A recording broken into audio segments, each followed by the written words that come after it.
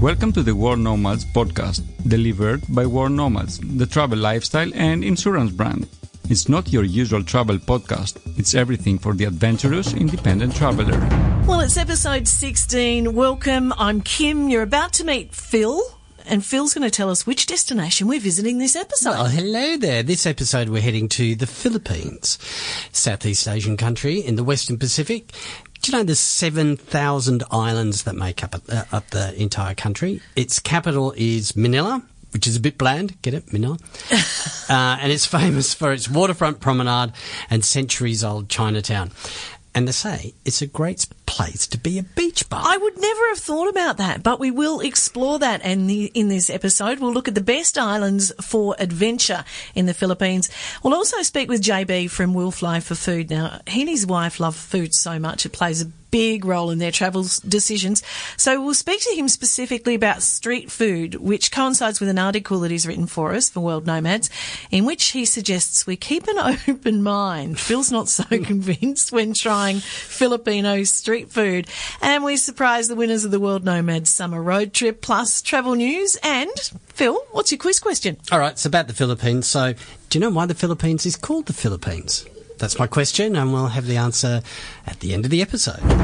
We first met Sarah in our episode on South Korea, which was episode 12, by the way, if you haven't checked it out on iTunes. She and her husband are on a 20-month honeymoon, and they've got a blog, Our 21st Century Odyssey, and Sarah is about to tell us about her time in the Philippines, but when we first chatted, I asked if they'd had a fight yet. Like, seriously, honeymoon that goes for that long. No. You know, that's testing the relationship. Yes. It's testing the relationship.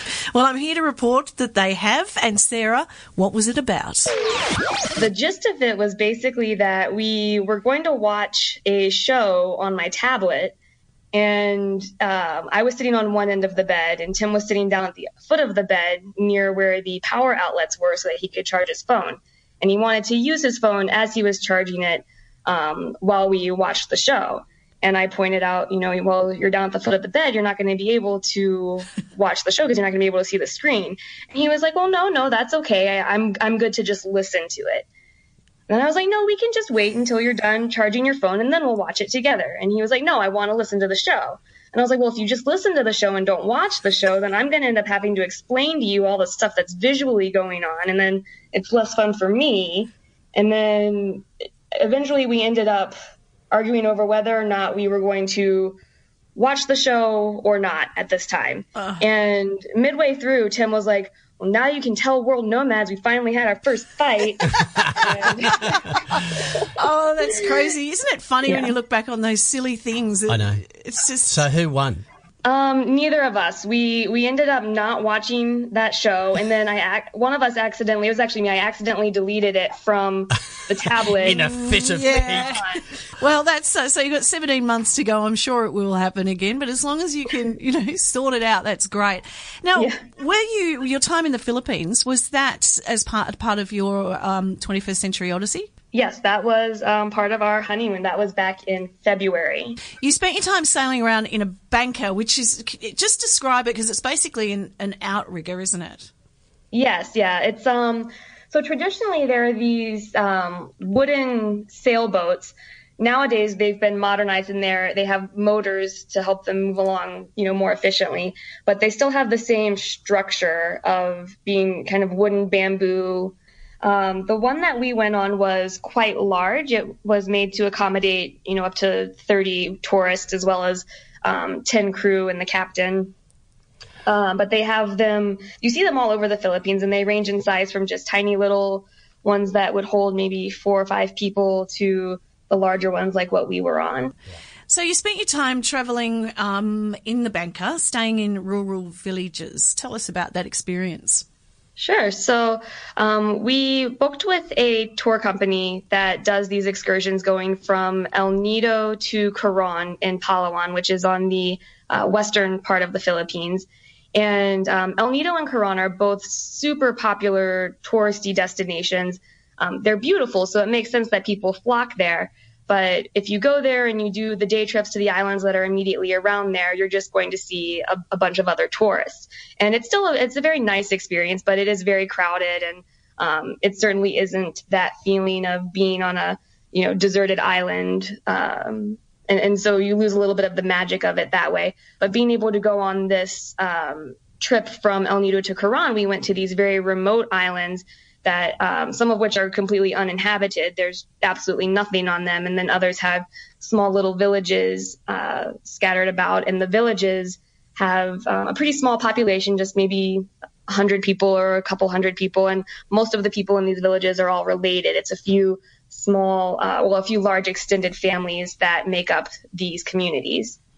How did they receive you? Were they happy to see you? What sort of, were you worried about making an impact on the places you were visiting? Yes, that's a very good question. So we were very welcomed by the locals that we interacted with. I think one thing that we had to our advantage is that because we were part of this guided excursion that was being led by locals who were raised and grew up and still live in these villages, we immediately had this local connection through our crew and our captain that made us more welcome and more invited into these very remote areas where I think, if a tourist or a traveler just showed up in their own boat and walked in, it would probably be pretty alarming to them. But because we were coming as guests of their own family members, we were very welcome. Yeah, but was it an authentic experience? Sometimes you get, we call it around here, the Disneyfication of some of these things. You go to places and it's all been set up for visitors. So was it genuine? Yeah, was it genuine? We both thought that it was very genuine, and everyone on the experience that we were with felt that it was a very genuine experience. They weren't putting on a show for us at all. We show up and they're very much just living their daily lives, and they're very nice and welcoming, but they're also not that they don't care that we're there, but they're busy. They just continue. They're busy. I'm busy living. Get out of my way. Yeah. Yep. And so they were very nice. And when one of our guides would come and introduce us, they would chat with us for a few minutes, but then they would just go back to their lives. And when we showed up on one of the islands, some of the villagers were busy preparing a pig for dinner. And so there was the carcass of the pig laying out with all of his intestines in a pile beside him. And the pig was covered in blood, and they were just busy doing that. And they kind of, nodded to us, waved at us, said hello, and then just carried on butchering the pig. So best experience as part of that traveling around the islands? Honestly, I think it was getting to know the crew and the guides that we had on the boat with us, because these are all young men and one woman as part of the crew as well, who were raised and grew up in these really rural communities. Most of them didn't speak English until they started working on these boats. And they would just tell us about, what their lives were like prior to coming to work for this company that does these trips from El Nido to Caran. And they would be telling us about the fishing culture there and, how most of the men in these villages become fishermen, and they do this starting at a pretty young age. And it's very grueling, difficult work where they'll be gone for several days at a time out on fishing trips. And so it pulls them, away from their homes and their families. But then if they are fishing back at home, they'll be setting traps underwater using this kind of makeshift scuba diving system. Look, the Philippines gets a lot of bad press.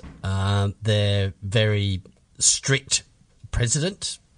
Cops some mentions for some of the things he's doing there. But a lot of people perceive the Philippines as being a dangerous place. Was that your experience? Not at all. We felt very comfortable the entire time that we were in the Philippines. Granted, Tim and I are both pretty well-traveled, and we've been in places that have that kind of reputation previously.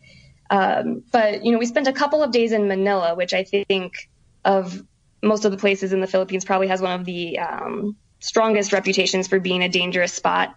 And we felt pretty comfortable walking around the city there. I don't think we would have gone out, alone at night through some of the areas, but by and large, we were quite comfortable. You have written about your experiences in the Philippines for World Nomads, so you're really part of the team now, aren't you? That's it. And the next time you're having an argument, call us up in the middle of it, okay? We will do that. The Philippines offers everything from top surfing breaks and stunning treks to spectacular dive sites. Tom Rogers runs Adventure in You with his partner Anna, a blog that has over 500,000 readers each month. Now, they offer guidebooks, travel blogging advice, and of course feature the best destinations for adventure travel, including the Philippines, Tom. The Philippines is full of adventure. Me and my partner's actually from the Philippines. So when we met and when we started dating, we explored all the local islands and the more kind of, off the beaten path sort of islands. We rented a motorbike in Coron, and we asked, is there any accommodation, along this route? They're like, yeah, there's a few homestays.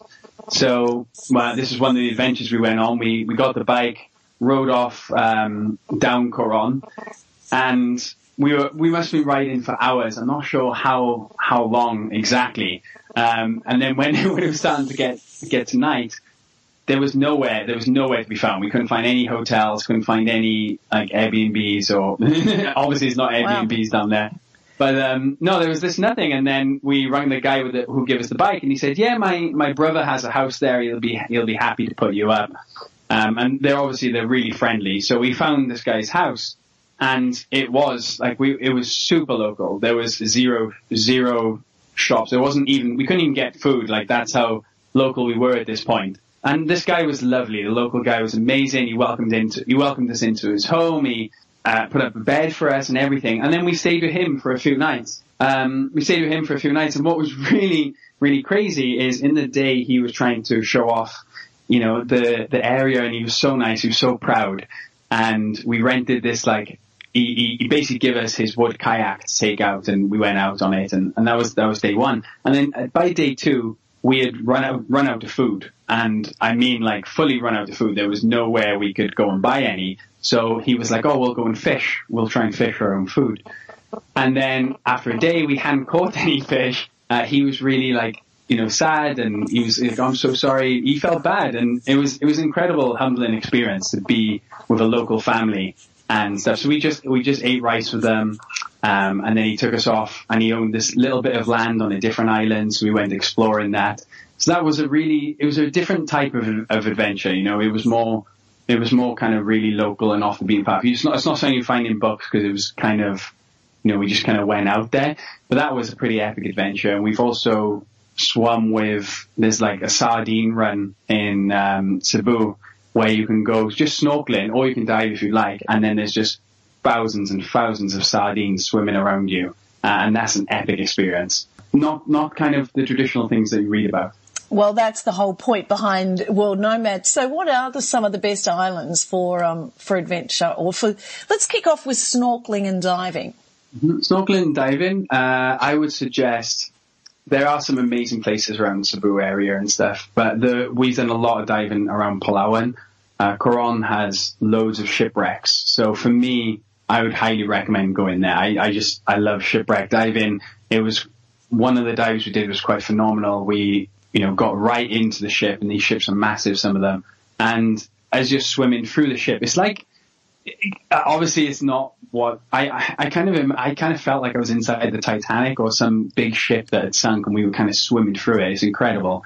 And then there's all turtles swimming around you as well that are inside the ship going in and out. So that was incredible. So I would recommend, yes, to go and dive in and really dive around those areas.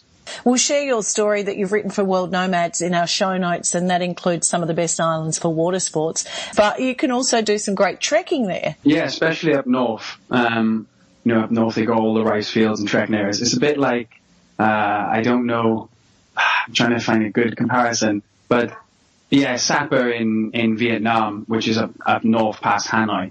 It's got all the rice fields and the local villages and stuff like that, and that's the same with up north Philippines as well. Right up that as well if you're a bit more experienced or want a bit more of an off-road adventure. What's your kind of travel philosophy, you and your wife? Or you and your partner, sorry.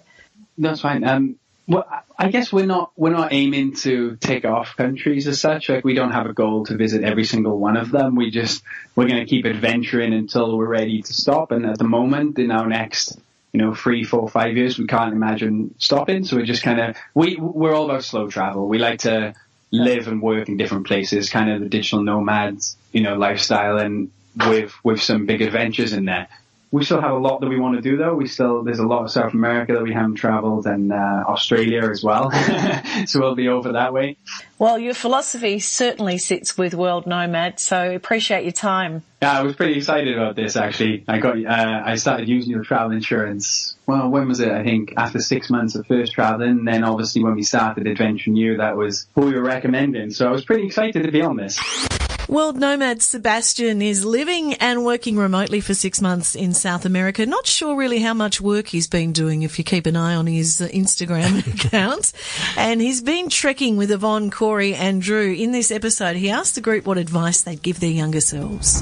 Oh man, the advice that I'd give my younger self is to not listen to all of the other voices that tell you, like, you should be doing this, this is what it means to be successful, this is what you should be doing with your life, because really all it comes down to is, like, do what makes you happy every day. Like, seek that stuff that makes your soul come alive, and everything else kind of falls into place. Like, find a way to make money, you'll find a way to get by.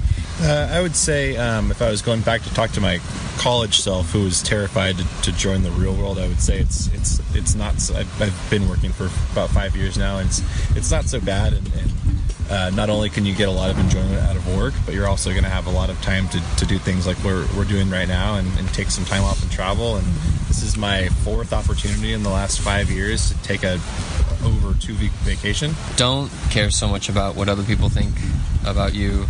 Just do what is cool and was fun to you. And also, like, there's not going to be a point in your life where you're like, oh, I'm an adult. You're going to be a kid. You're always going to feel like a kid your entire life. JB and Rene, they are travel eaters. They have a blog called We'll Fly for Food, and it's a travel blog for the gastronomically inclined. That's right. Who isn't gastronomically inclined? Who isn't? Yeah, true. So you're currently living in the Philippines, and you're putting an article together for World Nomads on street food in the Philippines. Can you take us through that? Street food, that's right, yeah. What sort of things are we talking about? I focused on a few things. I thought about maybe which foods that foreigners would like. There's this thing called inihaw, which means grilled food. It's like chicken, offal, things like that. Iconic street food like fish balls. Quick. It's actually fried quail eggs. Yeah, so all these things aren't amazingly out of the box. Not like, Phil's been offered guinea pig before. What should we really eat there, JV? What should we really get into on the street? Oh, well, the most notorious street food we have is the embryos, the palut. Have you heard of that? But I'm already gagging. Go on. It's the kind of stuff that you see on Fear Factor. The duck embryos, not everyone can eat it, not even Filipinos. So, it's... Is it crunchy? Yeah. Or? It's not crunchy. It's soft. You can see the chick, the duckling, and it's formed. There are no feathers, though, or anything like that. But yeah, once you put it in your mouth, it's soft, and it's actually quite good. We should apologise to vegans and vegetarians, because in our earlier chat in this episode with Sarah, she spent a lot of time on the remote islands, and she was a bit affronted by some of the meals that the villagers were cooking. One of them she described particularly was a pig, and it had all the entrails and everything everywhere. Well, they were just butchering the carcass, and they had all the entrails out. And she was a bit confronted by that. In the Philippines, we tend to eat the whole animal, like from snout to tail. So even the entrails, and a lot of the entrails actually become street food. So like it's skewered and then, grilled over hot coals. So it's quite good. So if you are a vegan or a vegetarian, what's on offer on the street? Yeah, Filipinos are notorious meat eaters. So yeah, it would be kind of hard here. One of the things I enjoy about your blog is a list of, you call it the National Dish Quest, and you've gone to all the countries that you visited and all the places that you visited, which is, do you know offhand how many? 20, I'm not exactly sure, but yeah, it's over 20, but under 30. Yeah, but a lot of places within those countries, obviously. And you talk about, I guess, national dishes, but we get to Australia, Phil, and there was meat pie and roast lamb, and you've scrubbed it out. Oh, that means that we've actually had it already. So anything that's we've actually tasted it. So okay. We're slowly working our way down that list and having everything. There's a whole heap of dishes that you haven't tried. Yeah, actually, most of the things we've tried are in Asia and North America. That's where we've spent most of our time. So. Oh, so what have we got on there? What dishes have we got? Bat soup. Bat soup. I haven't tried that, yeah. Yeah. I believe that's a national dish in Palau, I think. Yes, Yeah. that's Okay. right. Now, in Dominica, mountain chicken. Is that a chicken that's raised in the mountains? I guess, yeah, maybe free-range chicken, native chicken. Yeah, we have similar things here. It's leaner, and actually the meat is kind of tougher. You've probably been asked this a couple of times. So what's the best thing you've ever eaten? Ever eaten? My favorite food in the world is sushi. I mean, that's why I love going to Japan. We try to go at least once every year. And it's actually our goal to visit the whole country, every prefecture, because a lot of sections have their own specialties, which you really can't find anywhere else. And they're so meticulous about how they make things, you know? Like, one restaurant will specialize in just one dish and just do that for... Like, you're not considered a master unless you're doing it for 10 years or something like that, you know? And the quality is so high, and we just love exploring it. Just give us a couple more on your list that you'll be sharing with World Nomads. You mean Filipino street food or just in general? Yep, Yeah, come on. Filipino street See if you can get me hungry. Come on. Not bat Okay. soup. All right. No embryos.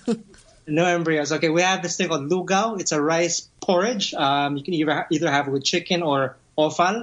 You know, things like intestines and, you know, stuff like that. That's not working. No, that's not working. No, keep going. I don't know.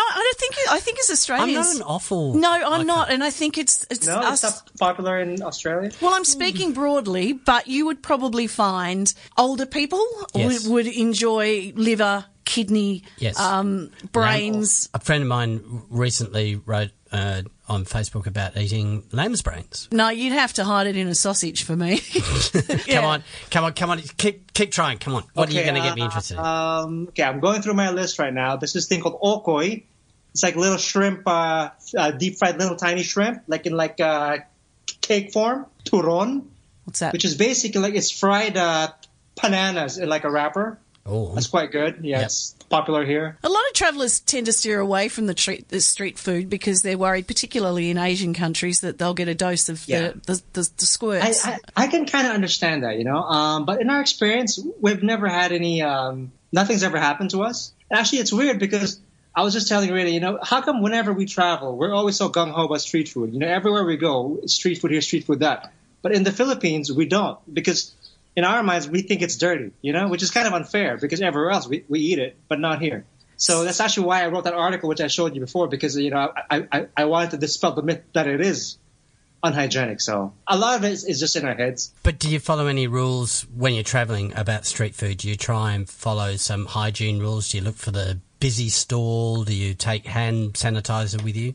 I mean, every place we visit is researched beforehand, so I know it's like a good place. It's popular. So, you know, if I figure, you know, a lot of people say it's good, then it must be good and it's safe. Well, thanks for writing the article for World Nomads. We look forward to sharing it. There's a photo on your website. Is that you eating some sort of worm? Yeah, that's me. That's in the Philippines. That's called kamilok. It's actually, you know, it looks like a worm, but it's actually a clam. It eats wood. It lives in the mangroves in Palawan. It eats wood. It's actually quite good. Yeah, it's very milky. It tastes like an oyster. Thanks so much for chatting to us, JB. Thank you for having me. Thank you so much. So no go on the balut, Phil, the fertilised duck egg. No, I'm sorry, I can't do it. We were discussing this around the office the other day at lunchtime, and it's like, how much would how much would I have to pay you to eat one of those? No, can't do it. No amount of money. No amount of money. No. No, I couldn't do it. Pierce, that works with us, said he could for 1,000. Yeah. Isaac, who also works for World Nomads, has actually tasted balut and not a fan. Not a fan. We said, have you done it? And he's nodded his head and then shook it and went, no. We will have a photo of balut plus links to the blog in our show notes. But what's travel news for this episode? Okay, the pilots of a Vietnam Airlines Airbus A320 have been suspended after landing their aircraft on a runway that was still under construction. Do you reckon the flashing lights from the trucks would have been... Anyway, the flight from Ho Chi Minh City landed on a new, yet-to-be-open parallel runway at Nha Trang Airport. But there are no taxiways connecting the runway with the terminal. The company's not quite sure how they're going to get the plane back in the air yet. Springtime in Nepal, and that means the route to the top of Mount Everest is going to be busy.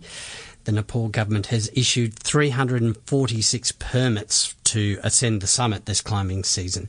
With guides, Sherpas and what have you, that means a procession of 700 or more people heading to the roof of the world. Interestingly, and I didn't know this, there's another 180 climbers who are attempting to reach the summit from the Tibet side. That used to be closed off. You never used to be able to get in there because of the China-Tibet debate. Yeah. Anyway, the Chinese government is spending millions to encourage climbers to assault the summit from their side, including the construction of an airport and hospital just 180 k's away from the bottom of the mountain. Back over on the south side, the Nepali side, getting to base camp is a 10 to 12-day trek. But in Tibet, the Chinese have constructed a sealed road that leads to within just a few kilometres of base camp at 5,200 metres. What do you make of that? A road to... Well, maybe you and I might be able to do it or achieve it. Yeah, I did base camp one afternoon, yeah. Hawaii wants to ban sunscreens containing certain chemicals because it's damaging the reef and marine environment. The chemicals are, said he, putting on his best chemical professor voice, oxybenzone, that one's all right, and octinoxate. And they're in popular brands like Banana Boat and Coppertone and many of the other ones as well. Anyway, Watch out for that. The bill's before the Hawaiian Parliament right now. A tea seller on an Indian train service has been fined for using water from the toilet. According to The Guardian, the vendor on the Chennai-Hyderabad Express was caught after video was posted online of him emerging from the toilet with cans used to serve tea and coffee to passengers. A bit of flavour to the tea. Oh, yuck. Well, thank you for that. That's travel news. Over the past couple of months, we've been running a hugely successful campaign called the World-Nomads Summer Road Trip. We're sending 2 winners and their travel buddies on the ultimate 4-week summer road trip through either the US or Europe. And they get to experience each destination by visiting local cultural and music festivals along the way. Plus, each winner and their companion will receive free flights, free travel insurance, van rental, itinerary planning, some awesome travel gear, and $6,000 in spending money for their adventure. Pick me, please. Well, Phil and I are thrilled to be calling the winners. Freya from Australia, who's off to Europe, and Denier from Illinois, who will get to further explore the USA. Let's have some fun, Phil. Okay. Hey, Denier. Hello. It's Kim and Phil from World Nomads. Just another loop you've got to jump through. Sounds great. We've just got one concern with your entry, that you've put down, and we know there's a lot going on in your life. You're changing jobs, your husband's moved, and you've put down your husband, your best friend or your sister, and we're just a little bit concerned that could cause some sort of internal controversy within your family. Oh, you guys are so sweet. Well, after I talked to my husband about it yesterday, we've been apart for about 2 months now, and we don't do much traveling together, which is what I was talking to. Pierce. Pierce is part of the team. Yeah. So you'd take your husband, would you? I believe so. We haven't had an opportunity to go on like an actual trip that wasn't, spending 5 days visiting family in a very strategic order to make sure we meet everyone. But we haven't really gotten to wander together. Well, as we said, we're concerned about your welfare, and I've got a really big concern about this because you and your husband are going to be spending 4 weeks together travelling around a van. You've won. Are you going to kill each other in 4 weeks, do you think? Or No. Maybe, but no. Look, you have one. You actually have one. Congratulations. Wow. Where are you going to go? Where did you plan to travel? Around the US? Absolutely, yes. There's so many places I haven't seen yet. But we were talking about maybe hitting Florida, which is a place neither of us has been to, and maybe just driving up the coast or going to the Badlands up in South Dakota. Oh, I'm so excited. That is tremendous. Hello, this is Freya speaking. Hey, Freya. My name's Phil-Sylvester. I work at World Nomads. How you going? Good, thanks. How are you? I'm all right. You got a minute to talk? Yeah, I do. Listen, I just about your entry, I just got a couple more questions to ask about the road trip entry. I know you're 19 years old. Do you have a driver's license? Yeah, I do. Okay, and you're aware, of course, that you're going to need, if you win, you're going to need 6 months validity on your passport. So just making sure you got all those things sorted. Yeah. All right. Can you just hang on a second? I've just got my colleague Kim. She just wants to ask you something as well. Hi, I'm from the emotional department here at World Nomads, just making sure that if you were to win this trip, that emotionally you'd be intact. I know you said you wanted to take your mother. At 19, if she's not available and you go with your 22-year-old sister, is there going to be an issue with being homesick or feeling... No, that's fine. I've been overseas before. You have been overseas before? Yeah. Okay. Well, would you like to go overseas again? Yes, I would. Well, congratulations. You're off to Europe. You're the winner! You're the winner! Oh my gosh, thank you so much. You're going to go to Europe. Wow, thank you so much, guys. You're trying to catch a train. Yeah. You're at the train station. Do a little dance on the platform. Yeah. Come on. Actually, yell out to everybody, I just want a trip to Europe. Can you do that for us? I'm on the train. That doesn't matter. Doors closing. This is so good. I've never won anything. This is great. Well, just mind the gap. And what did you think of what was my department? The emotional department. I'm just sitting here gobsmacked. I'm going, what? Is that a joke? Of course it is. We don't have an emotional department. You know what's wrong with the world today? What's wrong with the world today is she believed you. Yeah, exactly. There probably is a company with an emotional department. Where do you think you're going to go? Have you thought about where you might go? I really want to go to Spain. Thank you so much, guys. Congratulations, guys. A huge thanks to our sponsors too, Road Trippers, Toad & Co, STA Travel, Auto Europe, and of course, World Nomads. Phil, it's that time of the episode, your quiz question. Why is the Philippines called the Philippines? Ferdinand Magellan arrived in the Philippines in 1521, Spanish bloke. That's starting the 377-year colonisation of the Philippines by the Spanish, and the islands were named for King Philip II of Spain. And I approve. That's King Philip, of course. This is your destination. That's it. This is your destination. Well, that wraps it up, our episode on the Philippines. Please subscribe, rate, share on iTunes. In fact, it's nice to see some ratings going up there now. Thank you. We're at 5 stars, which is good. Google Play, Stitcher, find us on Spotify and iHeartRadio, and also contact us by emailing podcast@worldnomads.com. Next, our featured destination, Phil, what is it? It's Mongolia. Oh, a super interesting place. We'll see you then. Bye. Bye. The World Nomads Podcast. Explore your boundaries.